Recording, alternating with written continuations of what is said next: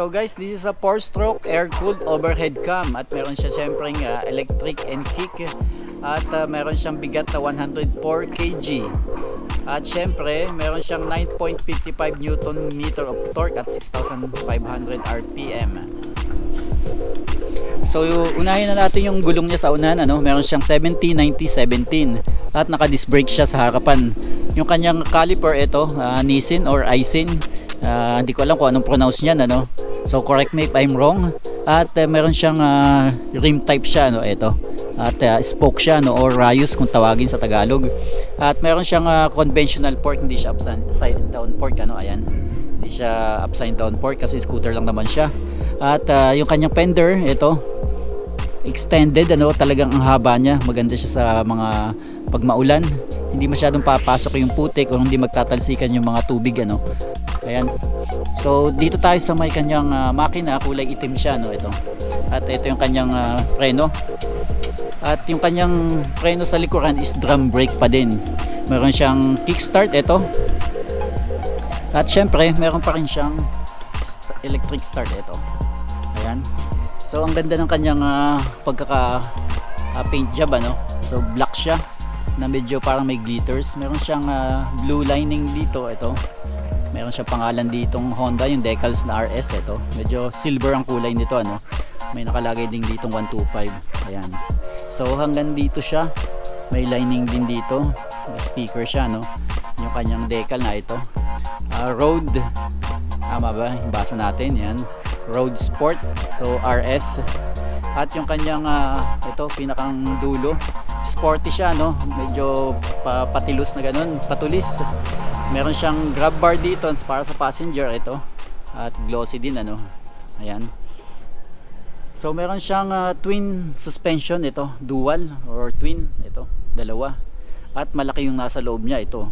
Kaya naman guys, sa lahat ng scooter na nagamit ko, ito yung pinakamaganda sa mga lubakan. So gaya ng sabi ko, dinadala ko siya sa C5, doon ako dumadaan. At ito yung isa sa pinakamagandang suspension, harap at likod. Usually iniiwasan ko yung daanan ng truck, yung dedicated lane ng truck, pero napapadaan ako doon, talagang wala akong masabi, ang ganda ng suspension nito. Ito yung truck lane na sinasabi ko. Wala akong problema dito dahil sa suspension. Ang ganda ng suspension itong Honda RS 125. So RS short for Road Sport. Ayan. So singit tayo dito. Siyempre signal tayo. Tingin sa kanan kung mayroong ibang motor. Ayan. Ito kasi yung motorcycle lane. At yung kabila, ayun, yung bike lane empty.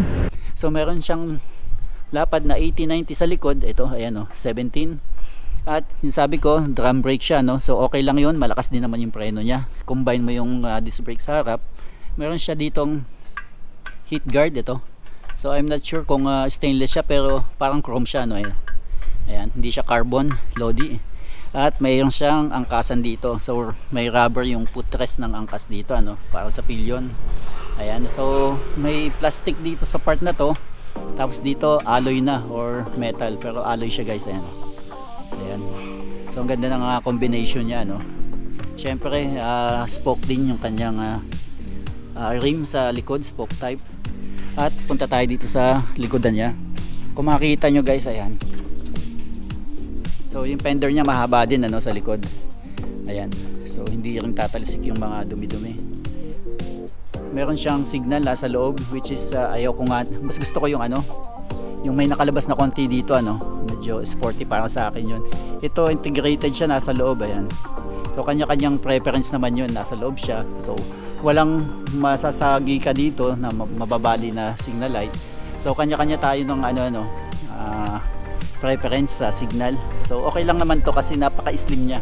At wala akong masabi kasi talagang ang sarap isingit nito, yung mga ibang scooter na hindi nakakasingit is tumatabi sila, tayo ang pumapasok. At meron tayong mga video niyan, papakita natin.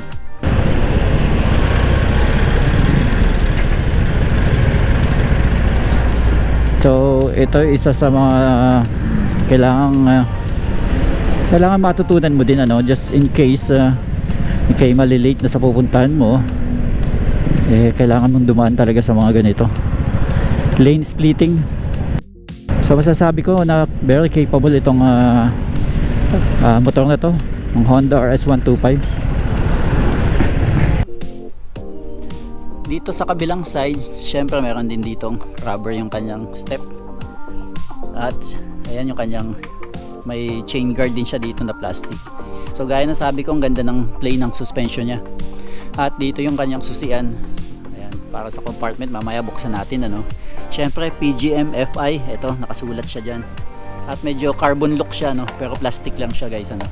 May information lahat dito, ayan. At ito yung kanyang cambio. So rotary yung kanyang cambio ano. So lahat ay 4 down. So 1, 2, 3, 4. Pag naka-stop ka, yung isang apak mo pa dito is magiging neutral na ano. So nangyayari lang yung kapag naka-stop ka. Pero kapag tumatakbo ka, so hanggang 4 lang ano, pag inapak mo ikalima, hindi siya papasok sa neutral. So nangyayari lang yun, gaya na sabi ko, pag naka-stop lang. So meron siyang side stand ito, ayan. At syempre, importante, side stand, ito. Yung kanyang upuan, guys, very generous. Makapal siya, no? Kaya malambot, hindi naman siya matigas. Ayan, no? Ang kapal ng upuan. At makapit siya, guys, sa mga pants. So, dito sa kabilang side, ayan, mayroon din siyang sticker or rubberized sticker, no? FI, pinapakita niya na fuel injected siya or fuel injection. Meron siyang ito sa speedometer, tong cable na to ano. Ayan, so ayan yung makina niya guys. Yung kanyang ilaw, punta tayo sa harapan. Ito, meron siyang sticker din dito. Ayan yung pangalan ng Honda. Meron din siya dito yan yung decals niya. At yung ilaw niya ano, ayan. Ito yung signal niya, parang tenga, kabilaan. At nasa ilalim ito yung busina. So hindi pa LED ang kanyang mga ilaw, which is okay lang kasi malakas naman yung liwanag niya no. So very generous din yung mga signal niya or yung mga indicator. Ayan yung kanyang gear indicator ano, 1, 2, 3, 4 and then yung fuel tank. So ayan. At meron siyang hanggang 160 na speedometer, odometer, andito din ano. Lahat ng information sa motor na ito makikita mo dyan. At ito yung kanyang mechanical key pa rin siya no. So okay lang yun. Meron siyang emblem ng Honda dito. Ito yung isa sa pinakamagandang emblem na nakita ko ano. Yan. At dito sa kaliwang side, ito yung high beam, low beam. So signal at busina. At side mirror niya hindi masyadong malaki, sakto lang. Ayan, kita tayo. Ayan o. At yung kanyang ito, yung kanyang sa driver, malambot yung kanyang ano. Ayan, makapit at may end bar siya dito. Ayan, hindi siya matigas, malambot siya na masarap hawakan, makapit. Ganon din dito sa kanan. Ganon din end bar. Ayan. Meron siyang starter andito. At ganon din sa lamin. Andito yung kanyang brake fluid at yung preno niya sa harapan na ito. Ayan, makapit. So clip bar siya no, ayan. Ito. I'm not sure pero clip bar tama ba? Ayan. So ayan. So meron siya ditong konting palalim ano, pwede ka maglagay ng bag dito. Ayan guys, na ito pala yung kanyang pattern. Ayan, ship pattern. Ayan. Port to end ship only possible when machine is stationary. So ibig sabihin pag nakatigil lang siya no. Pag tumatakbo ka at naka-port ka na, akala mo naka-third ka pa lang, pag apak mo ng cambio, hindi siya mag-neutral. Ayan, so meron din siyang mga warning ito, reminder. Ayan, at syempre may sticker ng environmental friendly. Ayan, DANR tapos Honda. So buksan natin yung kanyang compartment ano. At bago ang lahat, buksan muna natin yung kanyang ito, susi. Buksan natin yung kanyang meter panel. Ayan. Ayan yung susi niya, liit. So meron nga pala siya ditong on, off, tsaka yung push lock ano, para malak yung manibela. Buksan natin. Ayan oh. So gaya na sabi ko, very generous yung mga indicator, kitang kita. At buksan muna natin yung likodan. Balik tayo dyan maya maya. Ito yung kanyang susian guys. Ayan. So meron siyang gas tank dito ano. At ito yung malaki yung kanyang compartment, malalim siya guys. Ayan, mayroon tayong mga documents dito, tapos konting tools. Yung battery niya nandun din ano. At itong gas tank is meron siyang capacity na, so meron siyang 3.9 liters yung kanyang fuel tank capacity ano, at medyo maliit yun para sa akin, or maliit yun para sa isang motorcycle.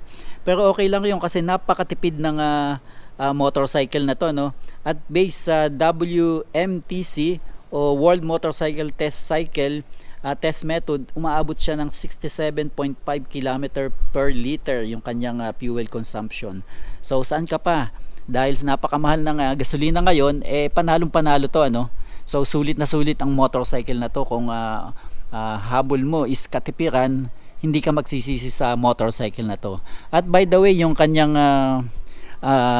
SRP o suggested retail price is meron itong 73,900. Ayan, so talagang napakatipid ng motorcycle nito, at kayang-kaya naman ng bulsa natin ano, kasi napaka-premium naman ng kanyang mga parts na nakakabit dito sa motorcycle na to. So yun guys, testingin natin yung kanyang seat height ano, para sa kagaya ko na 5'5 lang yung height, is meron itong seat height na 767 mm. At ayan, sakyan natin ano, baba natin yung camera para makita nyo din.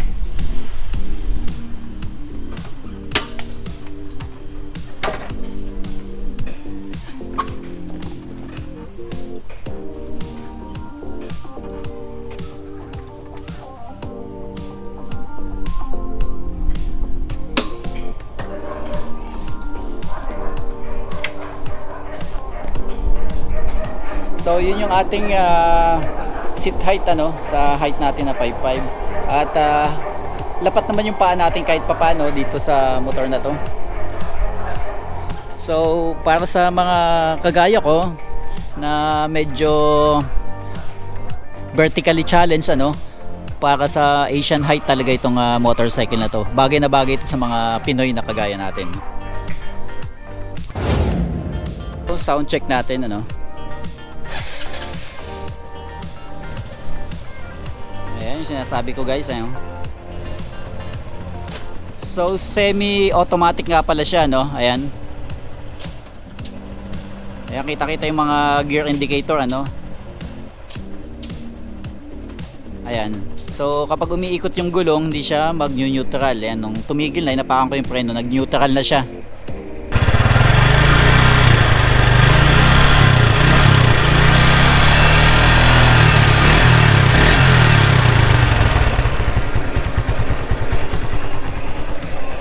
Napaka-stable ng motorcycle na to. At yun na nga, kahit papano umabot tayo sa 100 kph sa takbo natin dito sa motorcycle na to. Ito, panoorin nyo.